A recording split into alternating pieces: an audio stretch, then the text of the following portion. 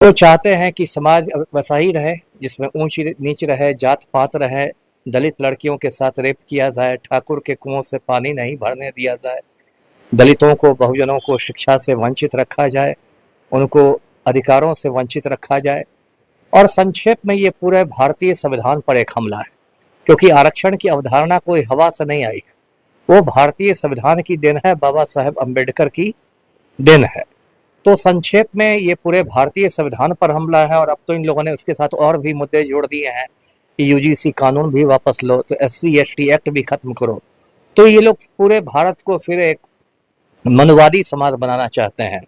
जैसे जो हिंदुओं का ग्रंथ है मनुस्मृति, जिसमें ढेर सारा कचरा है, दलितों के बारे में गंदी गंदी बातें हैं, जिसकी वजह से डॉक्टर अंबेडकर ने मनुस्मृति दहन भी किया था, जलाया भी किया था।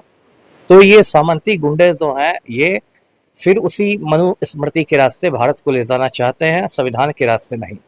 तो इनकी ये चाल नहीं सफल होगी। किसी की औकात नहीं आज की तारीख में कि आरक्षण को खत्म कर दे। दर्शकों को याद होगा 2015 में बिहार में विधानसभा चुनाव हुए थे, और उसमें आरएसएस के प्रमुख मोहन भागवत ने एक बार कह दिया था कि आरक्षण की समीक्षा होनी चाहिए, और भाजपा का ऐसा सुपड़ा साफ हुआ था कि सब राम भक्त होश में आ गए थे।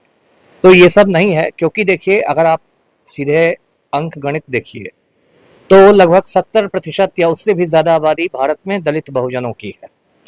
तो किसी भी सरकार की औकात नहीं है कि वो आरक्षण को समाप्त कर दे।